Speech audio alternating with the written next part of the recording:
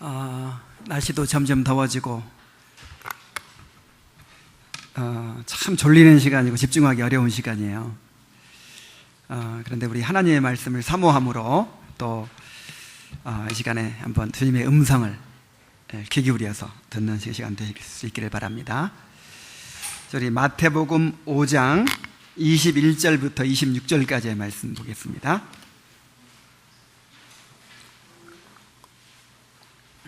마태복음 5장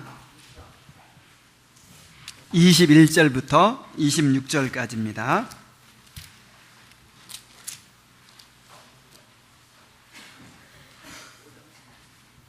자, 우리 함께 읽어보겠습니다. 21절부터 읽습니다. 자, 시작. 옛사람에게 말한 바 살인하지 말라. 누구든지 살인하면 심판을 받게 되리라 하였다는 것을 너희가 들었으나 나는 너희에게 이르노니 형제에게 노하는 자마다 심판을 받게 되고 형제에 대하여 라가라 하는 자는 공회에 잡혀가게 되고 미련한 놈이라 하는 자는 지옥불에 들어가게 되리라. 그러므로 예물을 제단에 드리다가 거기서 내 형제에게 원망 들을 만한 일이 있는 줄 생각나거든 예물을 제단 앞에 두고 먼저 가서 형제와 화목하고 그 후에 와서 예물을 드리라. 너를 고발하는 자와 함께 길에 있을 때에 급히 사화하라. 그 고발하는 자가 너를 재판관에게 내어주고 재판관이 옥리에게 내어주어 옥에 가둘까 염려하라. 진실로 내게 이르노니 내가 한 남김없이 다 갚기 전에는 결코 거기서 나오지 못하리라. 아멘. 오늘 설교의 제목이 살인하지 말라예요. 이 무시무시한 설교 제목을 너무 무서운 설교 제목을 정했나 그런 생각이 들었습니다. 이 말씀은 20절이 아주 핵심되는 구절이에요. 이 구절을 줄쳐놓으시고 또 암송하시기 바랍니다. 내가 너희에게 이르노니 너희 의가 서기관과 바리새인보다 더 낫지 못하면 결코 천국에 들어가지 못하리라. 이 구절에 대한 이제 예증이 아니고 그 신뢰를 예수님께서 말씀하고 계시는 거예요. 마태복음 끝까지 5장 끝까지 48절까지 이제 서기관과 바리새인보다 더 나은 의, 그게 무슨 의라고 그랬죠? 하나님의 의. 하나님의 의에 대해서 이제 말씀하시는 거예요. 몇 가지 계명을 예를 들어서 말씀하시는 것입니다. 너희 의가 서기관과 바리새인보다 더 낫지 못하면 결코 천국에 들어가지 못하리라. 이 말씀은 인간의 의로는 안 된다는 거예요. 왜 안 되죠? 전적 부패, 전적 무능에 빠져 있기 때문에 하나님께서 원하시는 선을 인간이 행할 수 있어요, 없어요? 없어요. 그 바리새인과 서기관들이 해봤어요. 인간이 지킬 수 있는 최고 수준으로 율법을 지키고 최고로 선을 행했는데 하나님께서는 그거 받으셨어요, 안 받으셨어요? 안 돼요. 우리의 의는 다 누더기와 같다 그랬어요. 인간의 의로는 안 됩니다. 인간의 의로는 오직 그리스도와의 연합을 통해서 값없이 주어지는, 은혜로 주어지는 하나님의 의만이 하나님께 받아들여질 수 있다, 이 말이야. 지난주 수요일 날 이 수요 미사에서 교황이 이렇게 설교했어요. 하나님은 우리에게 선행을 명령하셨습니다. 그래서 우리가 선을 행할 때 천국에 갈 수 있는데 그것은 카톨릭 교인뿐만 아니라 모든 사람들에게 마찬가지입니다. 그래서 심지어 무신론자라도 우리가 선을 행하면, 하나님께서 원하시는 선을 행하면 천국에 갈 수 있습니다. 이렇게 얘기를 했어요. 그래서 이걸 이제 이 보편구원이라고도 하고 보편구원이라는 말은 무슨 말이냐면 예수님이 십자가에 죽으셨기 때문에 이 세상 모든 사람이 다 구원받게 되겠다는 거예요. 그리고 어떤 조건으로? 선을 행하기만 하면. 그래서 이제 이 행위에 의한 구원론인데 이게 문제가 뭐예요? 그러면 예수님의 십자가의 희생이 필요 있어요, 없어요? 무신론자라도 선만 행하면 천국 간다면 예수님이, 하나님의 아들이 이 땅에 인간의 몸을 입고 오셔가지고 십자가에 달려 죽으실 필요가 없다 이 말이에요. 그래서 그 십자가의 죽음을 완전히 짓밟는, 이게 무서운 죄입니다. 그게 굉장히 포용력이 얼마나 좋아요. 우리는 카톨릭 교회만 구원받는다고 생각하지 않습니다. 다른 불교도 다 구원받을 수 있습니다. 불신론자들도 선행을 행하기만 하면 구원받을 수 있습니다. 그래서 인기가 있는 거예요, 세상 사람들에게. 근데 이것은 예수님의 십자가를 현저히 욕보이는, 무의로 돌려버리는, 헛된 죽음으로 만들어버리는 그런 죄가 된단 말이에요. 근데 왜 이런 주장을 하죠? 왜 이런 주장을 하냐면 인간의 전적 부패, 전적 무능에 대해서 몰라서 그래요. 인간이 아직도 우리가 뭔가 하나님이 원하시는 선을 행할 수 있는 존재다, 이렇게 믿는 거예요. 그래서 기독교 신앙은 이 죄인이라는 것을 알면서 시작되는 것입니다. 내가 죄인이라는 거, 나는 성령의 충만이 아니면, 하나님의 은혜가 아니면 하나님께서 원하시는 선을 행할 수 없다, 하나님의 의의를 내가 이룰 수 없다, 요걸 철저히 깨달아야 이 기독교 신앙이 성립할 수 있어요. 그래서 그런 주장은요, 기독교가 아닙니다. 비슷한 것 같은데 기독교가 아니에요. 타 종교예요.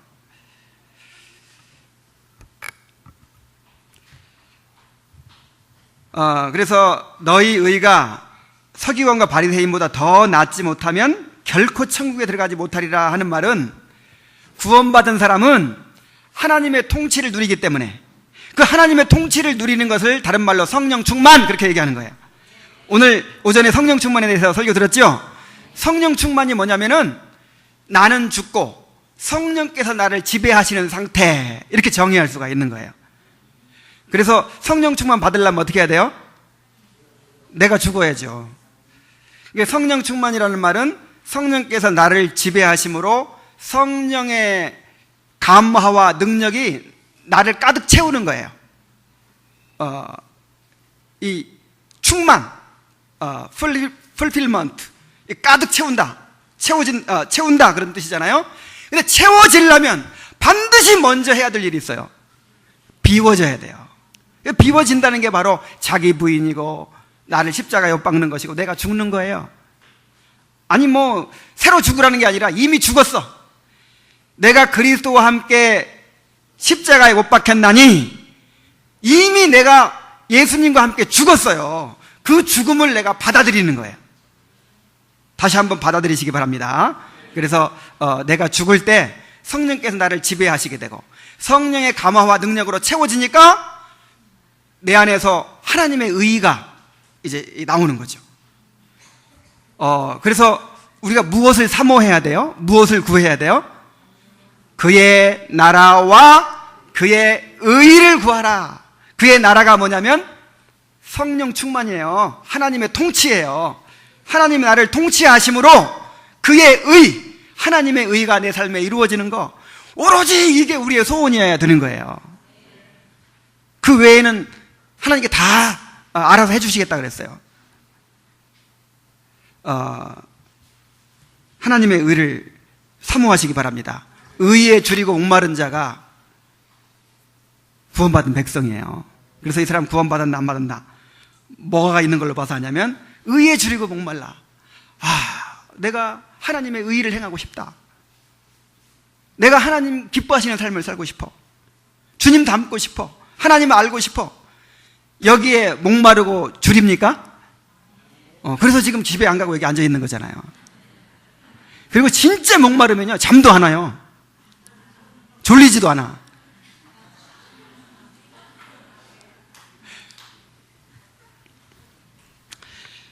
자, 그래서 이제 그 인간의 의와 하나님의 의를 비교해 가면서, 하나님의 의가 이런 것인데 너희가 하나님의 통치를 받으면 이런 의를 소유하게 된다. 만약에 이런 의가 없으면 천국에 간다 못 간다? 못 가요. 왜 못 갑니까? 구원받은 사람이 아니기 때문에.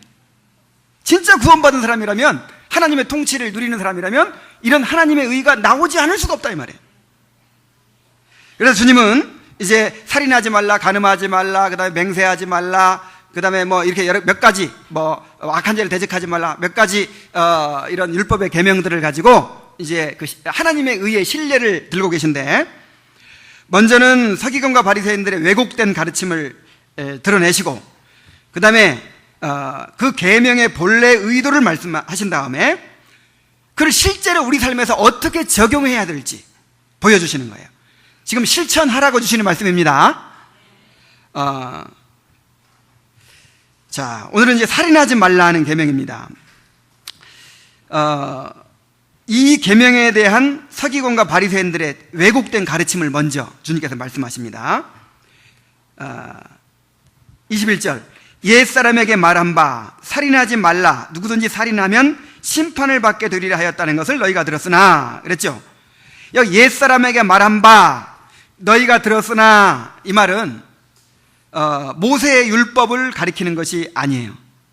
그러니까 지금 예수님은 모세의 율법과 신약에 말씀하신 예수님의 교훈을 비교하고 대조하고 있는 게 아니라고요. 모세의 율법도 누가 주신 거예요? 하나님, 곧 예수님이 주신 거예요. 시내산에서 모세가 율법 받았잖아요. 그거 누가 주셨다고요? 하나님이 주셨으니까 예수님이 주신 거지. 예수님이 율법의 제정자이십니다. 율법이. 그래서 모세의 율법과 예수님의 산상수훈이 다를 수 있어요, 없어요? 없어요. 똑같습니다. 같은 교훈이에요. 그래서 옛사람에게 말한 바 너희가 들었으나 하는 것은 그 모세가 이렇게 가르쳤지만 그 뜻이 아니고, 모세는 제대로 가르쳤는데 그 모세의 가르침을 서기관과 바리새인들이 왜곡시킨 거예요. 그래서 지금 서기관과 바리새인들의 잘못된 가르침을 지칭하는 것입니다.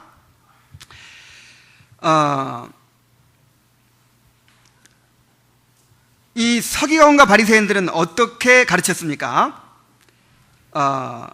살인하지 말라, 누구든지 살인하면 심판을 받게 되리라, 이렇게 이제 가르쳤는데, 이 계명을 외적인 행동의 영역으로 국한시켰어요. 그러니까 마음이 어떻든 간에 실제로 사람을 안 죽이면 이 계명 지킨 거예요. 근데 실제로 살인하지만 않으면 이 계명을 지킨 것으로 이렇게 이제 간주를 했어요. 그러니까 율법을 다 지켰다고 생각하고 나는 지금까지 사람 한번 죽인 적이 없어. 이거 얼마나 의로워요. 그래서 내가 율법을 잘 지켰다고 생각하고 스스로를 의롭게 여겼어요. 자, 오늘날에도 이렇게 겉으로 드러나는 행동만을 기준으로 여기는 그런 사람들이 있습니다. 겉으로 범죄하지 않은 것으로 만족합니다. 나는 이날 이때까지 교도소 한번 갔다 온 적이 없고, 누가 크게 싸워본 적도 없고, 남의 물건 훔쳐본 적도 없고, 나는 큰 죄에 빠져본 적이 없다. 자, 이것으로 만족하는 거죠. 그 다음에 종교적인 의식을 준수하는 것으로 또 만족합니다. 여태까지 수십 년간 교회 열심히 다니고 11조 잘 내고 또 예배 잘 드리고, 자, 이런 것으로 만족하죠. 그러면서 내면의 죄를 보지 못하고 스스로를 의롭게 여기는 거예요. 나는 이렇게 의롭게 살아왔다, 나는 남보다 의롭다, 이렇게 생각하는 거죠. 이게 왜 이렇게 됐다고요? 외적인 행동만을 기준으로 하니까. 이게 참 위험하다 이 말이에요. 그래서 참 이게 이제 역설적인데, 이 교회 안에서는요, 제일 골치 아픈 사람들이 그렇게 이런 사람들이에요. 크게 모나지 않고 성격 좋고 뭐 큰 잘못 없고 남보다 객관적으로 다 의롭게 살아왔잖아요. 그러니까 그게 이제 그건 훌륭한 건데, 그러다 보니까 그런 사람의 약점이 뭐냐면 자기의 죄를 알아요, 몰라요? 몰라요. 내가 의인인 줄 알아요. 그래가지고 자기 의가 머리 끝까지 차 있고 그 다음에 남을 판단해요. 근데 하나님 보실 때는 이게 더 큰 죄라 그랬죠? 바리새인, 세리보다 바리새인을 더 큰 죄인으로 여겼잖아요. 그래서 바울을 부르실 때 스데반 죽이고 나서 부르신 거예요. 베드로를 위해서 예수님께서 기도하셨는데 3번 부인하는 건 그냥 내버려 두신 거예요. 그래서 다윗에게 밧세바와 간음한 그런 거를 허용하신 거예요. 물론 다윗이 범죄를 했지만은, 왜? 그걸 통해서 자신이 얼마나 큰 죄인이라는 걸 깨닫도록 하기 위해서. 바울이 일생토록 내가 죄인 중에 괴수라는 고백으로 살 수 있도록 하기 위해서. 그래서 죄가 많은 곳에 은혜가 넘쳤다, 이렇게 바울 사도가 얘기했잖아요. 그러니까 또 이제 바울 비난하는 사람들은 뭐라 그랬어요? 그럼 은혜 많이 깨달으려면 죄를 더 지어야겠네? 그래 공격했죠. 근데 정말 구원받은 사람들은 그걸 이용하지 않겠죠. 자, 이 계명을 주신 본래의 의도는 무엇일까요? 나는 너희에게 이르노니, 이렇게 말씀하십니다. 이것은 예수님이 율법의 제정자요, 그 다음에 완성자로서 말씀하시는 거예요. 내가 모세한테 그 율법 줄 때 나 그런 뜻으로 준 게 아니야. 내가 모세에게 이 율법을 줄 때는 바로 이런 뜻으로 준 거야. 이렇게 권위자로서 말씀하시는 거예요. 자, 살인하지 말라는 계명이 어떤 뜻이 있습니까? 다른 사람을 존귀한 하나님의 형상으로 여겨서 그 생명과 인격을 존중하고 보호해 주라, 그런 뜻이에요. 자, 우리 한번 따라 읽어봅시다. 다른 사람을 존귀한 하나님의 형상으로 여겨서 그 생명과 인격을 존중하고 보호해 주는 것. 요게 살인하지 말라는 계명의 원래 의도예요. 자, 왜 살인하면 안 됩니까? 인간은 하나님의 형상대로 지음받은 존귀한 존재이기 때문에 그렇습니다. 하나님의 형상이에요. 하나님의 형상을 지니고 있다고 하는 것은 대할 때 함부로 해서는 안 된다는 것이죠. 하나님만이 생명을 주관하실 권리가 있어요. 하나님이 우리에게 생명을 주시고 생명을 거두어 가십니다. 하나님의 주권에 달려 있어요. 그래서 인간의 생명을 해치는 것은 하나님께 도전하는 것이고 하나님의 주권을 침해하는 거예요.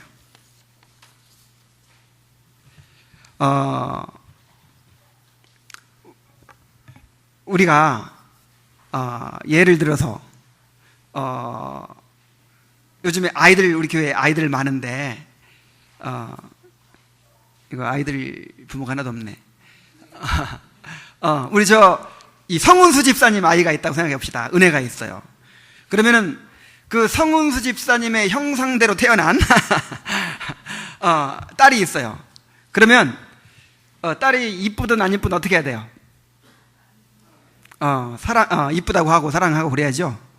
실제로 이쁘지만 만약에 그 딸을, 성운수 집사님 딸을 이렇게 함부로 하면 누구를 함부로 하는 거예요? 집사님을 함부로 하는 거죠. 만약에 성운수 집사님 함부로 얘기하면 참을 수 있을 거예요. 근데 그 자기 딸을 함부로 하면 참을 수 있어요, 없어요? 없어요. 정말 성운수 집사님 사랑하면 누구를 사랑해야 돼요? 그 딸을 사랑해야 돼요. 함부로 하면 안 돼요. 여러분, 하나님 사랑하십니까? 그래서 하나님께 대한 사랑은 우리 옆에 사람들에 대한 사랑으로 드러난다는 거예요. 보는 바 그 형제를 사랑치 않는 자가 보지 못하는 바 하나님을 사랑할 수 있다, 없다? 없다. 하나님을 사랑한다고 하면서 그 형제를 사랑치 않는 자는 거짓말하는 자다. 그래서 있을 수가 없는 일이에요. 그래서 다른 사람의 생명을 함부로 하는 사람, 하나님의 형상대로 지음받은 그 사람의 생명을 함부로 하고 인격을 함부로 상처를 입히는 사람, 이게 가장 큰 죄가 되는 거예요. 하나님께 도전하는 행위예요. 그래서 창세기 9장 6절에 이렇게 말씀하십니다. 다른 사람의 피를 흘리면 그 사람의 피도 흘릴 것이니 이는 하나님이 자기 형상대로 사람을 지었음이니라. 그래서 하나님은 다른 사람의 생명을 함부로 하는 사람을 큰 죄로 여기십니다. 왜요? 하나님의 형상을 지니고 있기 때문에. 그래서 다른 사람 죽인 자는 반드시 죽이라 그랬어요. 그래서 뭐 이 주제하고 크게 상관은 없지만은 지금 사형제 폐지해야 된다고 막 그러죠. 근데 사형제를 폐지해야 돼요, 안 해야 돼요? 살인하지 말라고 했는데 사람을 사형시키는 것은 우리 하나님만이 하실 수 있는 건데 우리가 우리의 그 권한을 넘어서는 것이다, 그렇게 주장하면서 일부 기독교, 진보적인 기독교에서도 굉장히 지금 그 사형제 폐지 운동을 벌이고 있죠. 실제로 폐지 국가예요, 우리나라가. 법적으로는 폐지가 안 됐지만 사형 집행을 안 하고 있습니다. 그런데 성경적으로는 해야 돼요, 안 해야 돼요? 해야 돼요. 왜 해야죠? 그게 바로 하나님의 형상대로 지음받은 사람을 해치는 것이 큰 죄라는 것을 우리가 인정하는 것이죠. 성경은 그렇게 얘기했잖아요. 다른 사람의 피를 흘린 자는 어떻게 하라? 그 피를 흘리게 해라. 왜냐하면 우리가 하나님의 형상대로 지음받았음이니라. 그래서 이 성경적으로는 사형제 있어야 됩니다.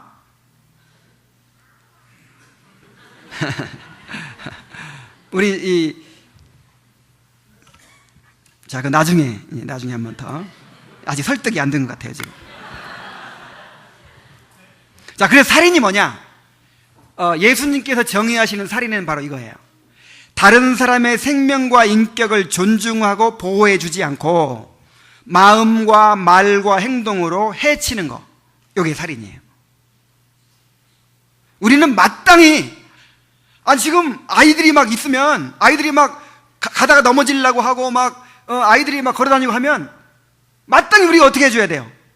보호해 줘야 돼요. 혹시라도 다칠까, 혹시라도 넘어질까, 그게 당연한 의무지요. 그건 내 자식 아니라고 자빠져서 막 코가 깨지고 다리가 깨지는데도 그냥 못 본 척 가만히 있어요. 그러면 나중에 성훈수 집사님 알면 어떻게 되겠어요? 아마 막 분노할 거예요. 하나님이 이렇게 분노하십니다. 우리가 마땅히 다른 사람의 생명과 인격을 존중하고 하나님의 형상으로 존중하고 보호해 줘야 되는 거예요. 근데 그렇게 하지 않고 오히려 어떻게 한다고요? 마음으로, 말로, 행동으로 상처를 입힌단 말이에요. 요게 살인이에요, 살인. 잘 못 알아들을까봐 예수님이 구체적으로 예를 드십니다. 구체적으로. 자, 어떻게 하는 것이 살인이냐? 첫째, 형제에게 노하는 자는 심판을 받게 될 것이다 그랬어요. 자, 노하는 자가 뭐예요? 화내는 자. 여러분 화 잘 내요, 안 내요? 벌컥벌컥 화내는 거, 이거 살인이 될 수 있습니다. 물론 분노의 감정 자체는 죄가 아니에요. 이 분노의 감정도 하나님께서 주신 것입니다. 그래서 내가 화가 났다, 분노가 일어났다, 이 자체는 죄가 아니에요. 근데 화가 나가지고, 화가 나면 당연히 어떻게 하게 되죠? 그거를 이제 이렇게 건전한 방법으로 해소하고 그거를 잘 오늘 목사님 말씀하신 것처럼 절제하면 죄가 안 되는데, 화가 난 데서부터 시작해가지고 이제 악의가 생기죠. 이걸 내가 어떻게 해버려? 확 집을 나가버려? 아니면 뭐 어떻게 해버려? 하면서 이제 악의를 품고 그 다음에 미워하고. 자, 악의를 품고 미워하다 보면 뭐가 나와요? 이제 말이 좋게 안 나오죠. 그래서 막 말이 함부로 나오고, 말이 함부로 막 나오다가 더 발전하면 폭력을 휘두르게 되고, 폭력을 휘두르다가 계속 휘두르면 어떻게 돼요? 죽어요. 그래서 맨 처음에 어디서부터 살인이냐? 화내는 것부터 살인이에요. 화내는 것부터. 우리가 지금 살인을 지금 얼마나 많이 하고 사는지 몰라요. 그래서 오늘 설교 제목이 뭐라고요? 살인하지 말라. 이거 교도소 가서 설교해야 되는 거 아니고 지금 여기서 해야 딱 맞는 거예요.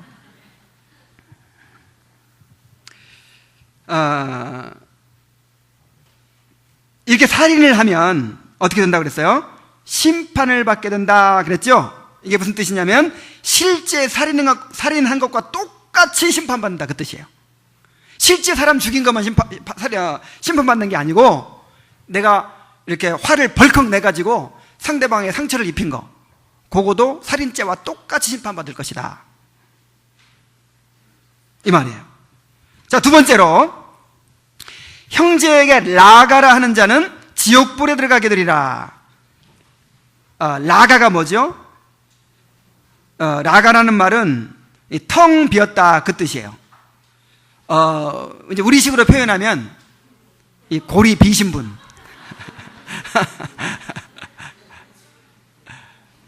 머리가 텅 비신 분, 그런 뜻입니다. 바보, 천치, 돌대가리,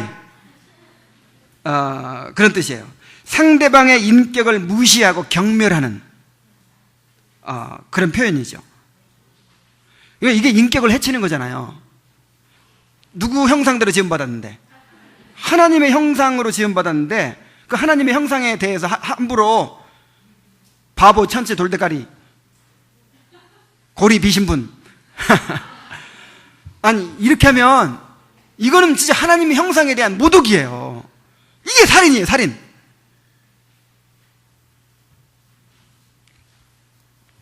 자, 이런 사람은 어떻게 된다 그랬어요? 지옥불에 들어가게 되리라.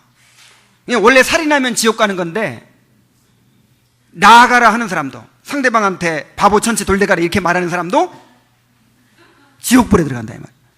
그러니까 지금 우리는 구원받았으니까 지옥은 안 가겠죠.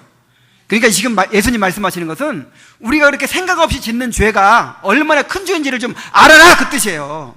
막 애들한테도 막, 이 돌대가리야 50점이 뭐냐, 너 누구 닮아서 그러냐, 뭐 자기 닮았지 누구 닮아. 막 이렇게 막, 우리는 우리 독사의 혀를 가졌다고 그랬어요.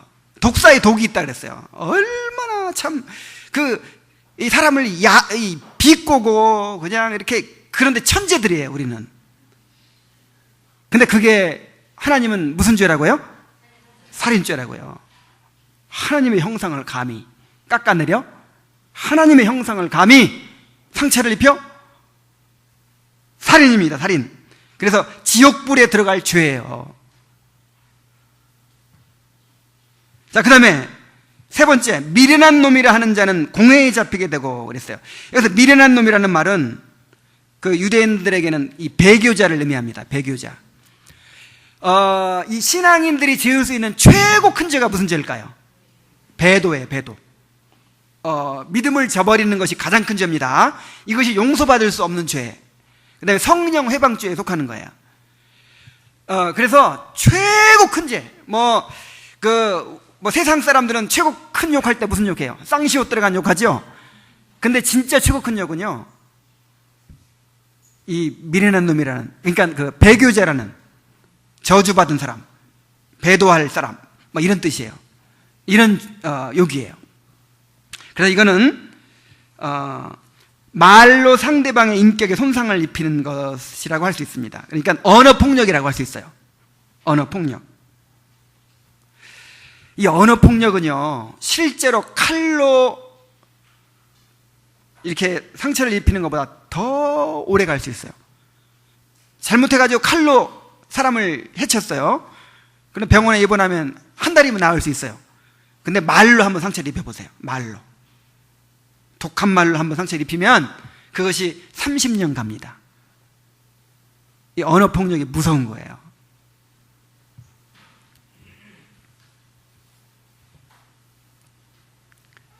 그래서 이런 사람은 어떻게 된다 그랬어요? 공회에 잡히게 되고. 이 공회가 뭐예요? 예수님 재판받았던 그 산헤드린, 공회에서 이제 결정하거든요, 이 살인범들. 그래서 살인죄로 재판받게 된다, 그 뜻이에요. 그 정도의 큰 죄다.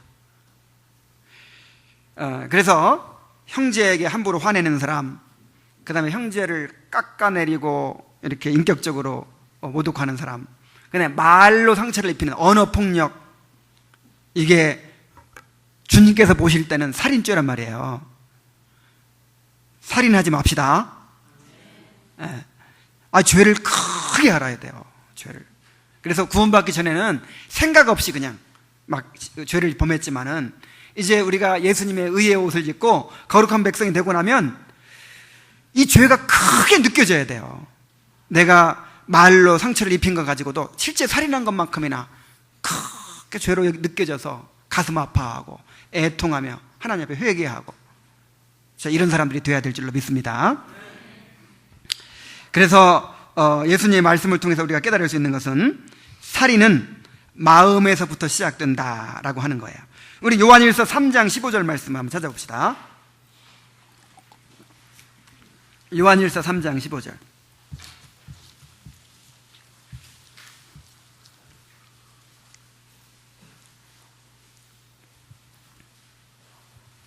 자, 14절부터 한번 읽어보겠어요. 다 같이. 자, 시작. 우리는 형제를 사랑함으로 사망에서 옮겨 생명으로 들어간 줄을 알거니와 사랑하지 아니하는 자는 사망에 머물러 있느니라. 자, 이게 무슨 말씀인지 아시겠죠? 그러니까 내가 성은수 집사님 오늘 오셨나 안 오셨나? 진짜 사랑하는 걸 뭘로 알 수 있어요? 성은수 집사님 애기를 사랑하는 걸로 봐서 알 수 있죠? 성은수 집사님 미우면 아마 애기도 미울지 몰라. 그런 것처럼 진짜 하나님을 너무너무 사랑하니까, 하나님을 경외하고 하나님을 사랑하니까 하나님의 형상을 지닌 다른 사람들을 사랑하지 않을 수 있어요, 없어요? 없어요. 그래서 하나님의 형상을 지닌 다른 사람들을 사랑하는 걸 보니까 이 사람은 구원받았구나, 이렇게 하는 거예요. 근데 하나님의 형상대로 지음받은 예수 그리스도 십자가로 구원받은 하나님의 자녀들을 사랑하지 않아. 나 이런 사람하고 섞이기 싫고 나는 하나님만 바라보고 교회 다닐 거야. 그런 사람은 구원받았는지 확신할 수가 없다, 그 뜻이에요.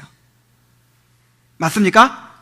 네, 그래서 구원받았는지 안 받았는지 이제 그 증거로 말하고 있는 거예요. 자, 우리가 읽고자 하는 것은 15절입니다. 다시 시작. 그 형제를 미워하는 자마다 살인하는 자니 살인하는 자마다 영생이 그 속에 거하지 아니하는 것을 너희가 아는 바라. 자, 형제를 미워하는 자는 뭐 하는 자라고요? 살인하는 자라고요. 그리고 살인을 아무렇지도 않게 계속 저지르면 그 사람 구원받았어요, 못 받았어요? 못 받았어요. 그러니까 구원받은 사람은 미워하지도 않는다, 그 뜻이 아니고, 저도 미워하는 마음 품을 때 많아요. 근데 그것을 그냥 문제의식도 없이 그 마음을 회개하지도 않고 바꾸려고 하지도 않고 그냥 뻔뻔스럽게 계속해서 미워하는 생활은 할 수 있다, 없다? 없다는 거예요. 물론 미워할 수 있어요. 순간적으로 아내도 미울 때가 있고 자식도 미울 때가 있죠. 그러나 그 미움은 누가 괴로워요? 내가 괴로워요. 왜냐하면 내 안에 성령께서 계시기 때문에. 그래서 내가 살인죄를 또 저질렀구나 하면서 회개하고 애통하면서 울고 하나님의 은혜로 말미암아 그것을 이렇게 바꾸려고 하는 그런 태도가 있어요, 구원받은 사람들은. 근데 계속 미워하는 그런 생활을 청산하지 않는 거예요. 그럴 의도가 없어, 의도가. 그러면 그 사람 구원받은 거 아니라 이 말이에요, 여기서 보면. 야고보서 4장 2절 한번 봅시다. 야고보 4장 2절.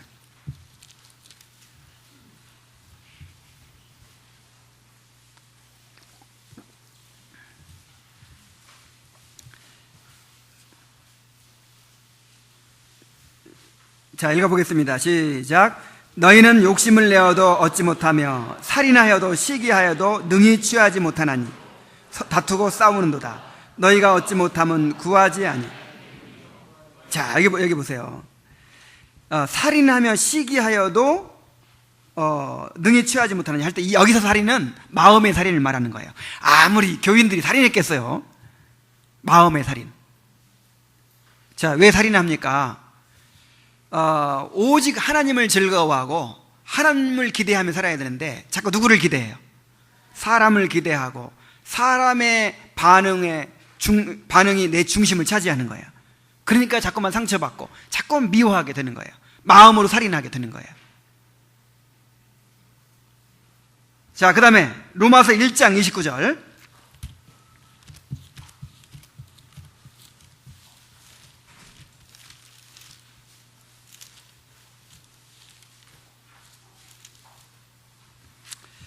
자, 이것도 한번 같이 읽어볼까요? 자, 시작.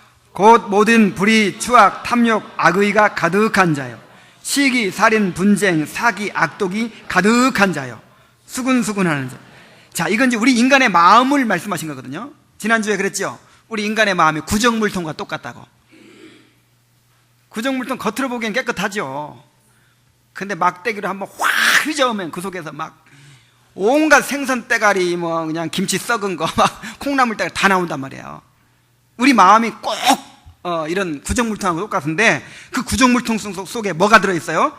불의, 추악, 탐욕, 악의가 가득하고, 시기, 그 다음에 뭐가 들어있어요? 살인이 가득해. 살인이 마음속에 늘 살인해. 마음으로 미워하고 증오하고 화내고 악의를 품고 경멸하고, 마음으로 실제로 죽이기도 하죠. 폭력을 행하죠. 요게 하나님 보실 때는 실제 살인이란 말이에요. 실제.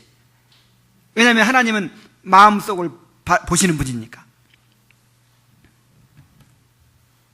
자, 한 구절만 더 봅시다. 마가복음 7장 21절.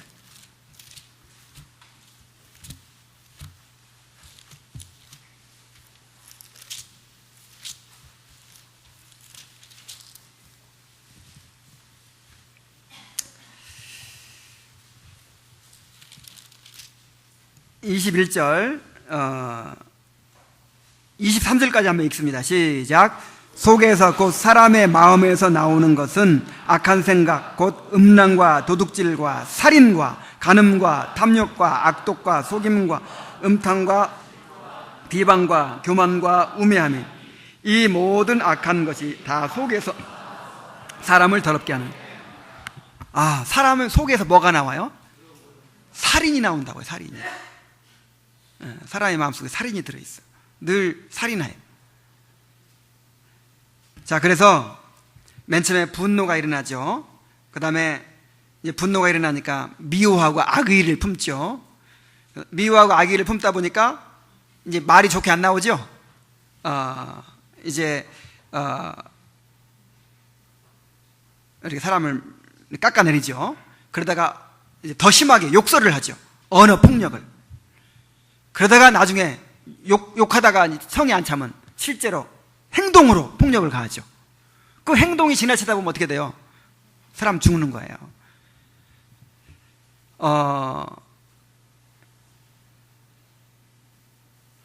이렇게 사람을 한꺼번에 죽이는 방법도 있고 서서히 죽이는 방법도 있어요. 어떤 게 더 잔인하죠? 그렇죠. 그러니까 내가 계속 미워하면 서서히 죽이는 거예요. 자, 이해하시겠죠? 그래서 하나님은 어디부터 살인으로 보느냐? 내가 부당하게 분노하는 것을, 무절제하게 분노하는 것으로부터 살인으로 보는 거예요.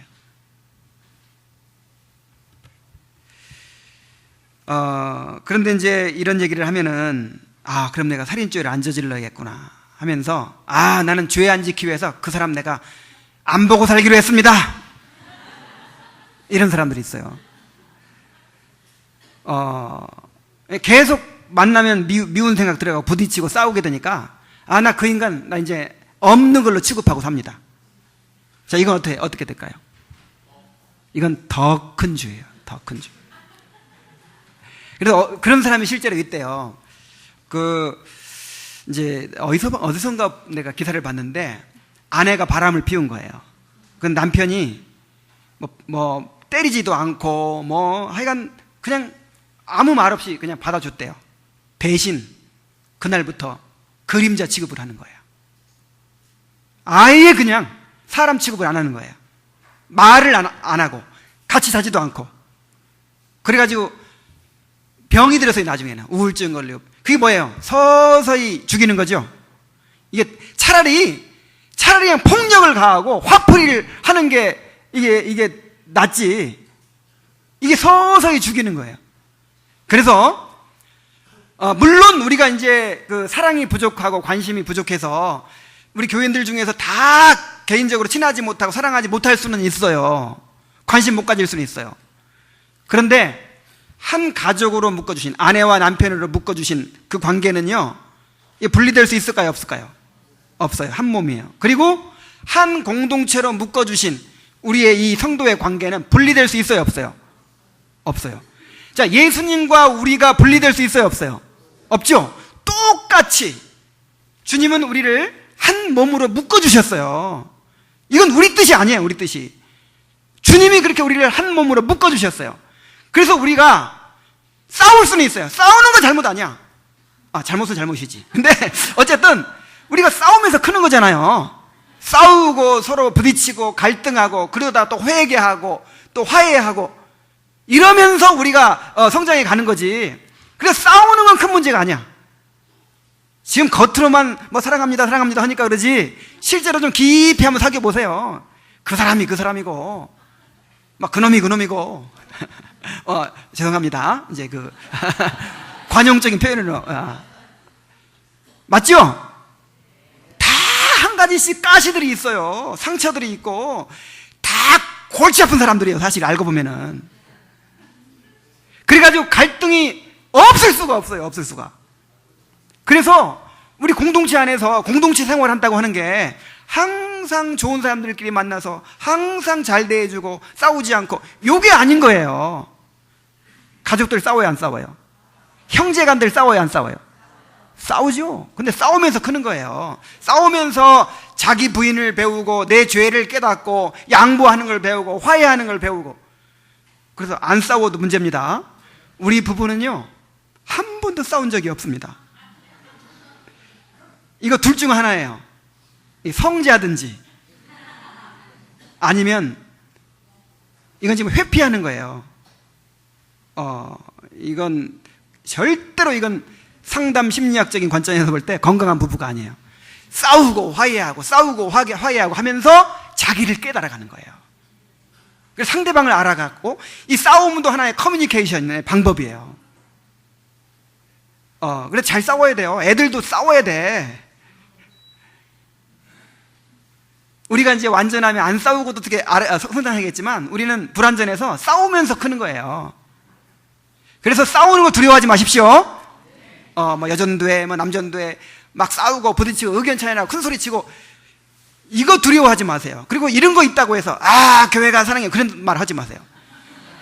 진짜 문제는 뭐냐? 진짜 문제는 그 싸우는 거 싫으니까, 부딪히는 거 싫으니까 안 보고 살겠다, 내가 상대를 안 하겠다, 그리고 그림자 취급하는 거, 이거는 용서받을 수 없는 죄야.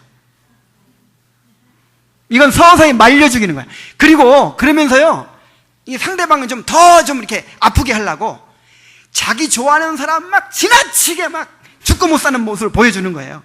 그 사람 이제 좀 의식하라고. 나는 이렇게 친한 사람이 있다, 내가 이렇게 좋아하는 사람이 있다. 참, 이게 얼마나 큰 죄인지를 알아야 돼요. 우리는 싸울 수 있어요. 부부간에 싸울 수 있고 형제간에 싸울 수 있어요. 근데 안 보고 살겠다, 그러면 어떻게 되겠습니까? 절대 그래서는 안 돼요. 우리는 분리될 수가 없단 말이에요. 분리될 수가. 그래서 혹시라도 나는 이 사람 절대 내 스타일이 아니고, 이 사람은 보기만 하면 밥맛 없고 나 이 사람 보기 싫어가지고 내가 이 사람 내가 상종을 안 한다, 내가. 그러면 지금 이거는 미워하고 악의를 품는 것보다 훨씬 더 큰 교묘한 살인을 저지르고 있다는 사실을 기억하시기 바랍니다. 절대 그래서는 안 돼요. 이거는 진짜 하나님, 이건 기독교 신앙이 뭔가를 몰라서 그래요. 기독교 신앙이. 이 기독교 신앙이 그렇게 될 수가 없는 거예요. 하나로 묶어주셨는데. 자, 이 말씀을 이제 어떻게 적용해야 될까요? 이제 살인죄가 뭔지 알겠죠? 자, 살인 안 저지르려면 어떻게 해야 되겠어요? 자, 다시 마태복음으로 돌아가서 5장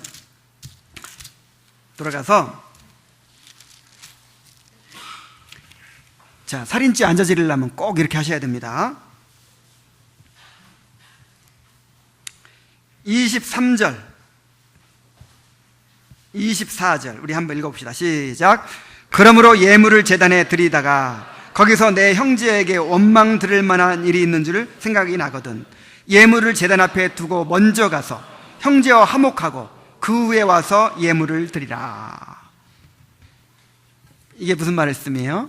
형제와의 불화를 해결하라, 그 말이에요. 자, 형제와 지금 불화하고 있어. 부부간에 불화하고 있어 지금. 그러니까 이게 지금 예수님의 명령은 항상, 성경의 그 대인관계의 명령은 1차적으로 공동체에게 주어진 명령이라는 걸 아셔야 됩니다. 이 가족 간에는 서로 안 보고 살면서, 이 공동체 안에서는 서로 안 보고 살면서, 양로원 다니면서, 고아원 다니면서 착한 일 다 하고, 이거는 위선이고, 이거 하나님께서 이거 지금 하라고 하시는 게 아니에요. 이거 실체는 어디서 해라? 부부간에 해라, 부부간에. 그리고 이 공동체 식구들한테 해라, 그 뜻이에요. 그래서 이 형제와 부부간에 이 불안 상태에 있으면 계속 무슨 죄가 나올까요? 계속 분노할 거 아니에요. 생각만 해도 화가 나고, 화가 나면 속으로 별별 죄를 다 짓잖아요. 계속 살인을 저지르는 거예요. 그러니까 살인죄 안 저지르려면 어떻게 해야 되겠어요? 불화 해결하세요. 빨리 해결하세요. 해를 넘기지 말고.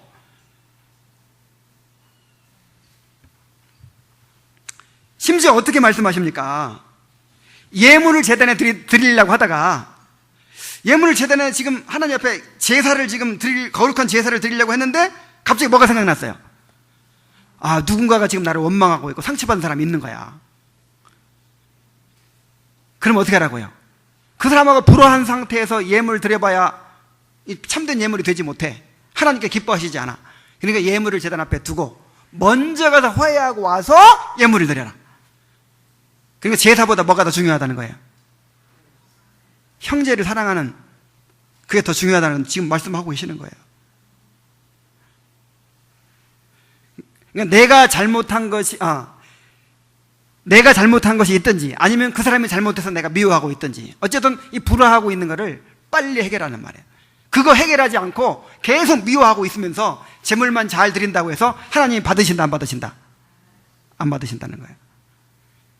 자, 이 제사의 의미가 뭡니까? 제사의 의미가, 우리가 예배 드리는 의미가 뭐예요?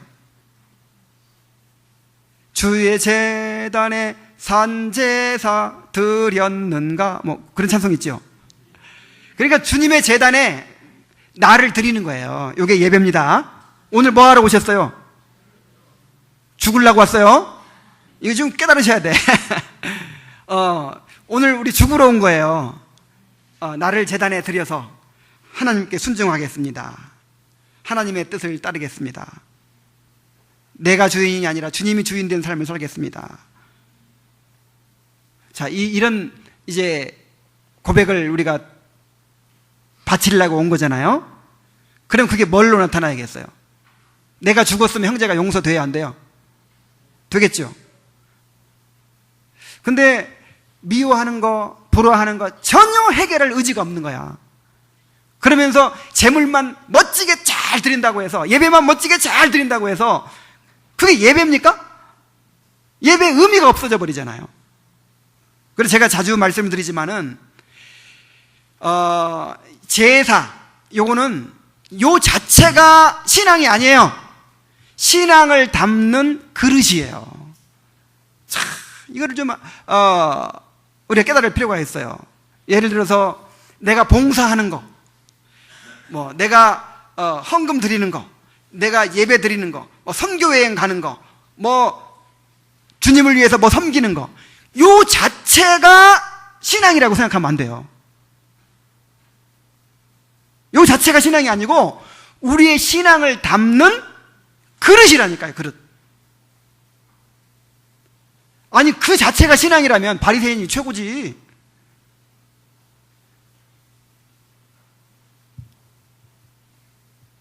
그래서 자주 성경에서 수차에 걸쳐서 이런 말씀하시잖아요.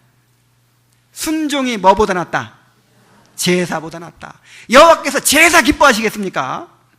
순종 기뻐하시지. 이 말은 제사가 중요하지 않다는 뜻이 아니고, 이 제사의 의미가 뭐냐 이거야. 제사는 하나의 우리의 신앙을 담는 그릇이고, 그 신앙의 그 그릇에 담긴 내용물이 뭐냐 이 말이에요. 내용물이 순종이에요. 순종. 내가 죽는 거예요.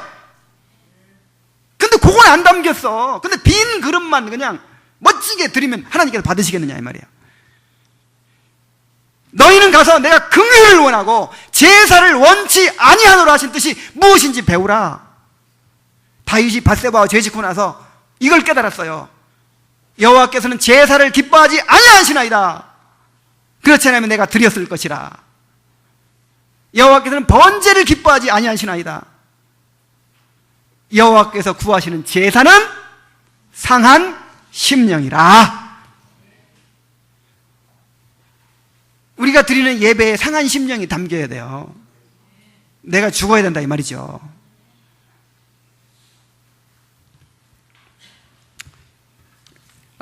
그래서 이제 또 이렇게 말씀을 드리면, 형제와 불화하고 있으면 예배도 필요 없으니까 이제 그 화해하기 전까지는 예배 안 드려야 되겠구나. 그럼 여기 예배 나올 사람 몇 사람 안 돼요. 자, 이게 또 이 말씀이겠습니까? 아직 화해 안 했어도 예배 드리러 와야 돼요. 그러니까 예수님의 말씀의 의도는 뭐냐면은, 이 예배가 예배 드리기 전에 화해하든, 예배 드리고 나서 오늘 설교 말씀 듣고 은혜 받으면 화해가 돼야 안 돼요? 되잖아요. 예배 드리고 나서 은혜 받아가지고 화해하든, 전에 화해하든, 드리고 나서 화해하든, 그 예배가 형제와의 불화를 해결하는 예배가 돼야 된다 이 말이죠. 그래야 진정한 예배가 되는 거죠. 물론 이제 화해가 쉽지 않을 수도 있어요. 화해가 쉽지 않을 수도 있고, 마음이 그렇게 쉽게 내려놔지지 않을 수도 있어요. 그러나 의지가 있어야지. 이것을 아파해야죠. 이게 지금 내가 마음으로 살인을 저지르고 있고, 이거 정말 하나님께서 기뻐하시지 않는 거라는 걸 생각하면서 정말 애통하는 마음이 있어야죠. 그래서 은혜를 구하고 긍휼을 구하고 하나님 앞에 자백하고, 그러면서 어떻게든지 이걸 해결하려고 해야 되는데, 이거를 오히려 즐깁니다. 어떤 보상심리 같은 게 있어가지고요, 나한테 미운 짓 하고 상처 준 사람 용서해버리면 너무 허무해져요, 사람이. 그러니까 나를 지탱해주는 게 분노야. 그래서 이 분노가 그 사람을 이끌어가는 에너지가 되는 사람이 많아요. 그 분노가 없어져 버리면 허무해서 우울증 걸려버려. 그러니까 막 분노를 일부러 키우는 거예요. 그 와신상담이라는 그런 고사성어처럼 막 그 사람 보란 듯이 내가 막 그 사람 어떻게 하면 안 갚으면 해줄, 그게 내 삶을 이끌어가는 동기야. 참 불쌍하죠.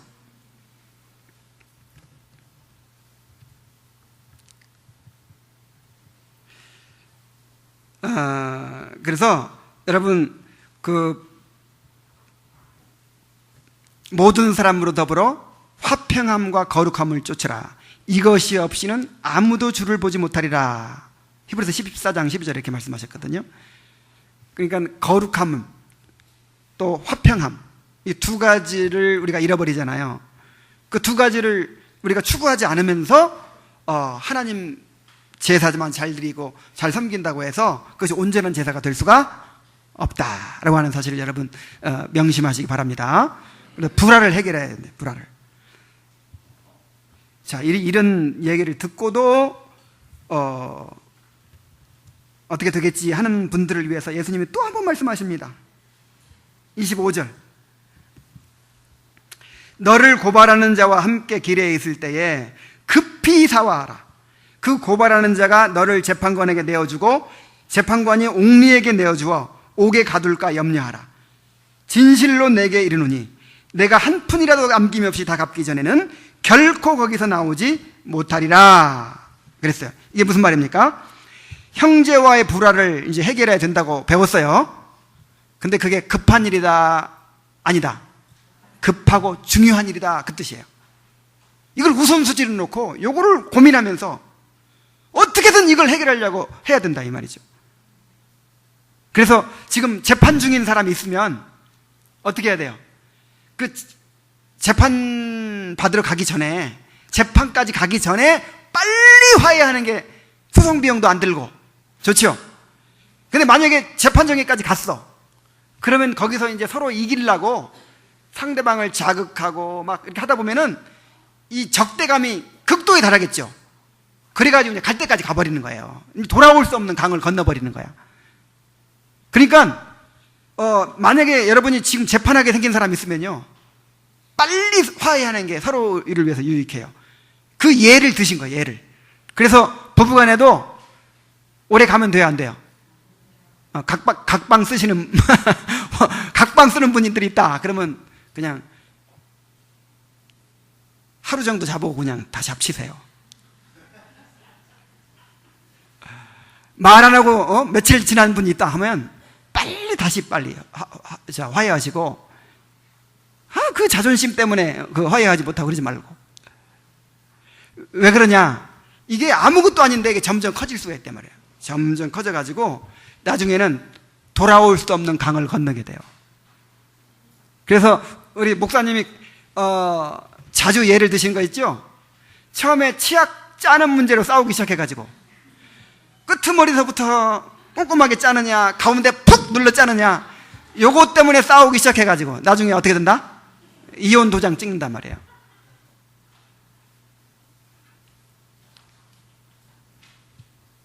분을 내어도 죄를 짓지 말고 해가 지도록 분을 품지 말라.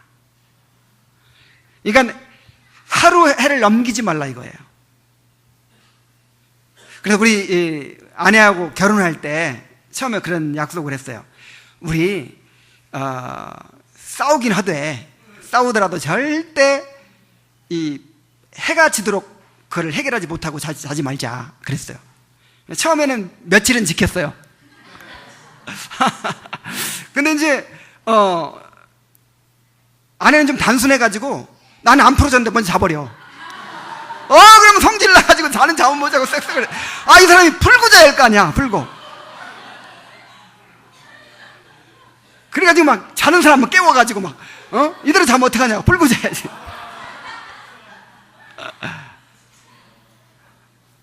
아니 안 풀어졌는데 어떻게 자지? 난 저 사람 이해를 할 수가 없어요. 그래요. 나 막 어떻게든지 풀려고 씩씩거리고 막 이러고 있으면 벌써 코 고는 소리가 나는 거예요.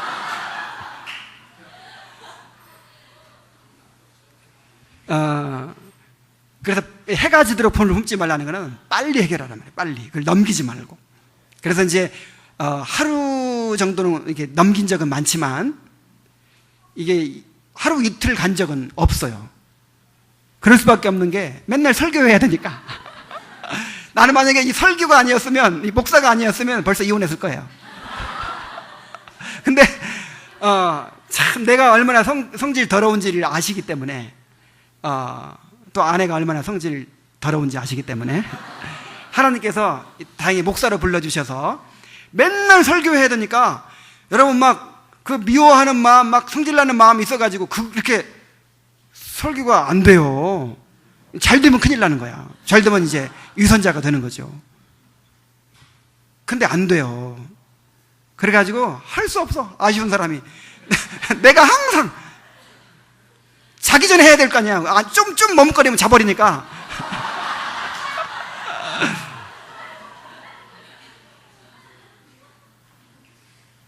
근데 그게 내가 손해인 것 같은데 손해가 아니라 그것 때문에 내가 그래도 지금까지 살아온 거예요. 잠언 17장 14절에 다투는 시작은 방축에서 물이 새는 것 같은즉 싸움이 일어나기 전에 시비를 그칠 것이니라. 방축에서 처음에 물이 조금씩 찔찔찔 새죠. 그거 안 막으면 어떻게 돼요? 점점점 커져가지고 자꾸만 상처를 서로서로 이렇게 되갚잖아요. 처음에 이 바보야, 바보 소리 들으니까 이 천치야, 그 다음에는 천치 소리 들으니까 이 돌대가리야. 나중에 점점점 커져가지고 나중에는 이제 내가 의도하지 않았던 말까지 막 해요. 막. 그래서 이게 싸운 분들 얘기 들어보면은 내가 말해놓고도 너무했다 싶은데 이제 자존심 때문에 그거 돌이키지도 못하고, 그 상대방은 이제 그렇게 큰 말을 하니까 자기도 또 막 더 퍼붓고. 그래서 이 25절 말씀은 23절 4절 말씀에 순종하지 않았을 때 일어난 무서운 결과를 말씀하시는 거예요. 그러니까 하나님과의 관계에서도 이렇게 큰 손해가 온다 이 말이에요. 큰 손해건. 그래서 제가 부부싸움을 많이 해봐서 아는데, 부부싸움하면 첫째 돈이 많이 듭니다. 자꾸만 바깥에 나가서 밥 먹고 막 돈이 많이 들더라고요. 돈 낭비가 되고. 둘째, 건강이 해쳐요. 잠 깊이 못 자고 스트레스 받고. 그 다음에 그것뿐이겠습니까? 애들 가는 영향이 있죠. 이게 보통 문제가 아니더라고요. 그래서 싸우기는 자주 싸워도 빨리 해결을 하려고 노력을 하는 거예요. 그러니까 이게 하나님을 두려워하는 태도입니다. 그러니까 집안에 무서운 어른이 있으면 큰 소리 나요, 안 나요? 안 나죠. 그래서 그리스도를 경외함으로 피차 복종하라, 그런 거예요. 이게 하나님 무서운 줄 모르니까 이렇게 싸움을 하면서도 막 오래 가는 거예요. 하나님 같이 모시고 살면, 아니 무서운 시어머니만 있고 시아버지만 있어도 무서운 어른만 있어도 조심할 거 아니에요. 아니 내가 참아버리고 말고. 근데 누굴 모시고 살아요 지금?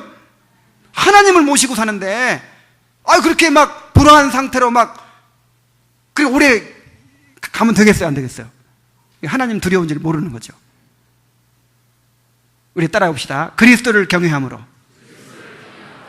피차 복종하라. 자, 그런데 이게 하나님의 의란 말이에요. 하나님의 의라는 것은 우리 힘으로 된다, 안 된다? 안 된다. 그래서 성령 충만해야 된다 그랬죠? 또 하나님의 은혜를 구해야 된다 그랬죠? 그래서 제가 하나님의 은혜를 구하는 기도를 제가 써놨어요. 여기다가 요대로 기도하세요. 지금 이렇게 말씀을 들었지만은 더 무거워졌죠? 아이고, 이거 이제 살인죄 맨날 저지르고 있으니 그렇다고 내가 당장 해결하기는 어렵고. 그러니까 은혜를 구해야 되는데, 하나님은 우리가 다 해결하고 나오기를 원하시는 것이 아니고 우리 힘으로 안 되니까 하나님 앞에 와서 은혜를 구하기를 원하십니다. 그래서 상한 심령으로 하나님께 나가 은혜를 구하세요. 하나님 앞에 나가서 마음을 쏟아 놓으세요. 내가 지금 내 마음이 지금 어떤지, 그 사람이 이래서 밉고 이래서 원망스럽고 내가 얼마나 상처를 받았고 내가 마음이 얼마나 아프고 얼마나 억울하고 얼마나 지금 분노가 일어나고 있는지, 내 마음에 어떤 두려움이 있는지, 이것을 다 쏟아 놓으세요. 하나님 앞에.